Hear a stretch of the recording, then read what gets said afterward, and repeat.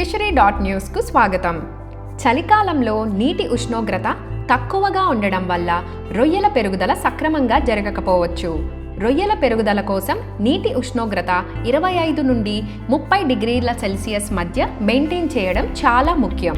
ఉష్ణోగ్రత తగ్గడం వల్ల రొయ్యల మెటబాలిజం రేటు క్షీణించి ఆహారం తక్కువగా తీసుకోవడం జరుగుతుంది.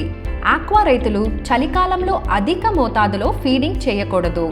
ఒకవేళ చేసినట్లయితే మిగిలిన ఫీడ్ పాండ్ల అడుగున చేరుకొని అమోనియా నైట్రైట్ వంటి హానికరమైన గ్యాస్లను విడుదల చేస్తాయి. దీని వలన నీరు కలుషితమయ్యి రొయ్యల గట్ సమస్యలకు దారితీస్తుంది. ఈ సమస్యలకు చెక్ పెట్టడం కోసం ఆక్వా రైతులు చెక్ ట్రే మానిటరింగ్ పద్ధతిని అనుసరించాల్సి ఉంటుంది. గుంటల అడుగున ఫీడ్ చేరకుండా చూసుకోవడం, అలాగే రొయ్యలకు గట్ ప్రోబయోటిక్స్ వాడడం చాలా అవసరం. చలికాలంలో నీటిలో ఆక్సిజన్ స్థాయి కూడా తక్కువగా ఉండే అవకాశం ఎక్కువ. అందువల్ల ఏరేటర్ల ద్వారా తరచూ ఆక్సిజన్ పంపింగ్ చేయాల్సి ఉంటుంది. చలికాలంలో మనకు ఎదురయ్యే నీటి pH స్థాయి తగ్గుదల సమస్యను నివారించడానికి గుంటలలో తగినంత లైమ్ వేసుకోవాలి. సాధారణంగా pH స్థాయి 7.5 నుండి 8.5 మధ్య ఉండాలి.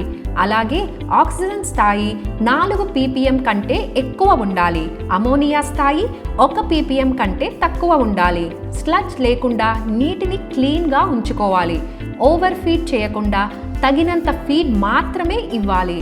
మరి ఈ జాగ్రత్తలు అన్నీ మీరు పాటిస్తే చలికాలంలో కూడా అధిక రొయ్యల దిగుబడి పొంది లాభాల బాటలో నడవచ్చు. మరిన్ని ఇంట్రెస్టింగ్ అప్డేట్స్ కోసం fishery.news ఫాలో అవ్వండి.